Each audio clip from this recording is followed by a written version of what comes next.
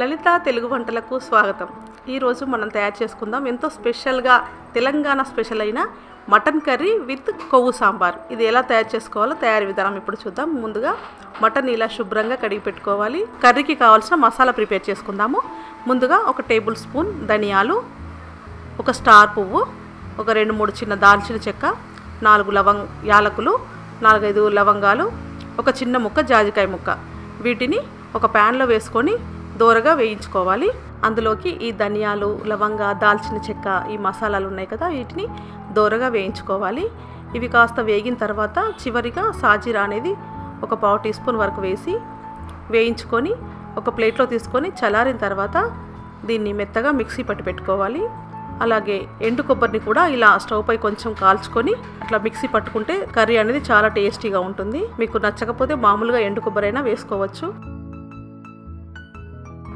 ఈ వేయించుకున్న మసాలాలని మిక్సీ పట్టుకున్న తర్వాత మనము ఈ కాల్చుకున్న కొబ్బరిని కూడా ఇందులోనే వేసి మనం మిక్సీ పట్టి పెట్టుకోవాలి. ఇదంతా వేరొక గిన్నెలు మార్చుకున్న తర్వాత మనము ఒక మీడియం సైజు 2 ఆనియన్స్ని కూడా ఇలాగే మెత్తగా మిక్సీ పట్టి పెట్టుకోవాలి. స్టవ్ వెలిగించి ప్యాన్ పెట్టుకొని అందులోకి ఒక 2 టేబుల్ స్పూన్ల ఆయిల్ వేసుకోవాలి. ఆయిల్ హీట్ ఎక్కిన తర్వాత సన్నగా తరిగిన ఉల్లిపాయ ముక్కలు, అలాగే ఒక బిర్యానీ ఆకు, ఒక 2-3 పచ్చిమిర్చి చీలికలు ఇవి వేసుకొని కొంచెం దూరగా వేయించిన తర్వాత మనము ముందుగా మిక్సీ పట్టుకున్న ఈ ఆనియన్ పేస్ట్ని కూడా ఇందులో వేసుకోవాలి. ఇది పచ్చివాసన పోయి గోల్డెన్ బ్రౌన్ కలర్ వచ్చేంత వరకు ఇలా వేయించుకోవాలి. ఇప్పుడు ఈ ఆనియన్ పేస్ట్ బాగా వేగిపోయింది కదా, వేగిన తర్వాత ఇప్పుడు ఒక టీ స్పూన్ వరకు మనము అల్లం వెల్లుల్లి పేస్ట్ అనేది వేసుకోవాలి. అలాగే ఒక 1/4 టీ స్పూన్ పసుపు వేసుకొని ఇదంతా ఒకసారి ఇలా కలుపుకున్న తర్వాత మనము ముందుగా శుభ్రంగా కడిగి పెట్టుకున్న ఈ మటన్ కూడా వేసుకొని ఇదంతా బాగా కలుపుకోవాలి.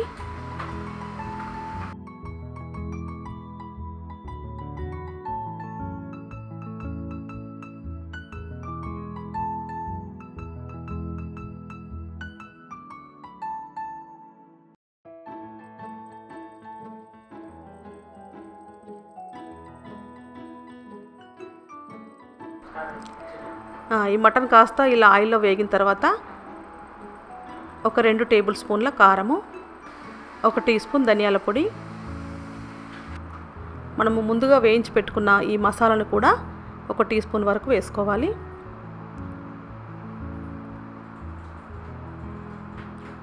అలాగే రుచికి సరిపడా ఉప్పు కూడా వేసుకొని ఈ ఉప్పు, కారం, మసాలాలన్నీ ముక్కకు పట్టే విధంగా బాగా కలుపుకోవాలి. ఇలా పూర్తిగా కలుపుకున్న తర్వాత ఒక 2 నిమిషాలు మూత పెట్టి కుక్ చేసుకుందాం.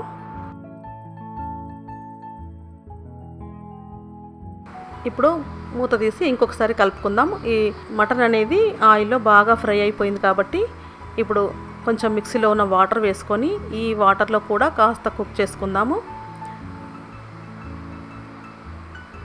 ఇదంతా బాగా కుక్ అయ్యేంత వరకు మనము మధ్య మధ్యలో కలుపుతూ అలా కుక్ చేసుకోవాలి. అలా అయితేనే ఈ మసాలా అనేది ముక్కకు బాగా పట్టి చాలా రుచిగా ఉంటుంది. ఇప్పుడు మూత పెట్టి ఇంకొక 2 నిమిషాల వరకు కుక్ చేసుకుందాం.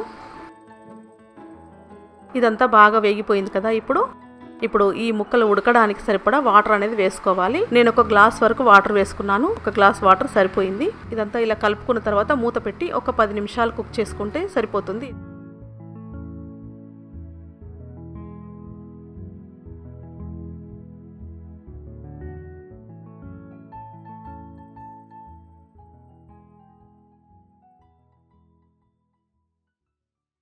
ఇది కొవ్వు, ఇది మటన్లో వచ్చిన కొవ్వు. మనం మటన్ తెచ్చుకునేటప్పుడే ఇది కొవ్వు సాంబార్ కోసం అని కొంచెం ఎక్స్ట్రా కొవ్వు అనేది తెచ్చుకోవాలి. దీన్ని నేను వేరొక గిన్నెలో పక్కన తీసి పెట్టుకున్నాను. ఇప్పుడు ఆ సాంబార్కు సరిపడా ఒక నిమ్మకాయంత చింతపండు తీసుకొని ఒకసారి శుభ్రంగా కడిగి వాటర్ వేసి నానబెట్టుకోవాలి. ఇప్పుడు వేరొక గిన్నె పెట్టుకొని అందులోకి 2 టేబుల్ స్పూన్ల ఆయిల్ వేసుకోవాలి. ఆయిల్ హీట్ ఎక్కిన తర్వాత సన్నగా తరిగిన ఉల్లిపాయ ముక్కలు వేసుకోవాలి. అలాగే ఒక బిర్యానీ ఆకు, ఒక 2-3 పచ్చిమిర్చి చీలికలు, ఒక 2 కరివేపాకు రెమ్మలు వేసుకొని ఇదంతా ఒకసారి ఇలా కలుపుకుందాం. అలాగే 1 టీ స్పూన్ వరకు అల్లం,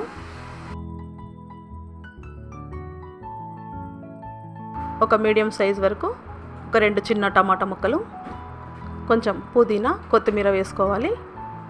ఇది వేసుకున్న తర్వాత ఒకసారి ఇలా కలుపుకుందాం. అలాగే రుచికి సరిపడా ఉప్పు కూడా వేసుకొని కలుపుకోవాలి.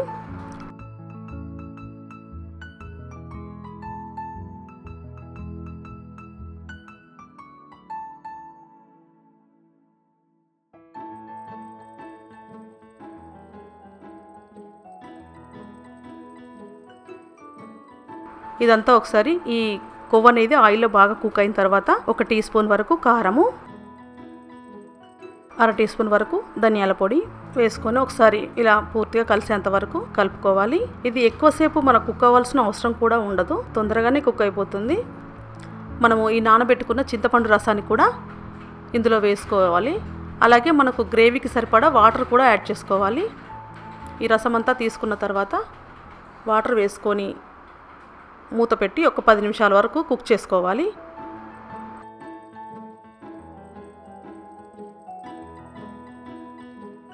కొత్తిమీర, పుదీనా, అలాగే మనం ముందుగా ఎండు కొబ్బరి ఉంది కదా అది కూడా వేసుకోవాలి.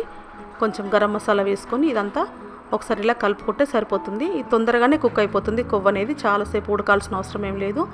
ఈ చింతపండు రసం అనేది బాయిల్ అయ్యి మంచిగా కుక్ అయ్యేంత వరకు ఉండనివ్వాలి. అలాగే రుచికి సరిపడా ఉప్పు చూసుకొని మూత పెట్టేసి ఒక 5 నిమిషాలు అలా కుక్ చేసుకొని మూత పెట్టి స్టవ్ ఆఫ్ చేసుకుంటే ఈ సాంబార్ కూడా రెడీ అయిపోతుంది. ఇప్పుడు మటన్ కర్రీ, ఈ కొవ్వు సాంబారు త్వరగా రెడీ అయిపోయాయి. అన్నంలోకి మటన్ కర్రీ వేసుకొని ఒక 2 ముద్దలు తిన్న తర్వాత ఈ కొవ్వు సాంబార్ వేసుకొని ఒక్కసారి టేస్ట్ చేయండి. ఆ రుచి ఎలా ఉంటుందో చాలా చాలా అద్భుతంగా ఉంటుంది. మీరు కూడా తప్పకుండా ఒకసారి ట్రై చేసి మీ కుటుంబ సభ్యులతో ఆస్వాదిస్తారని ఆశిస్తున్నాను. మీ అభిప్రాయాలు, సూచనలు మీ కామెంట్స్ ద్వారా తెలపండి. లలిత తెలుగు వంట. ధన్యవాదాలు.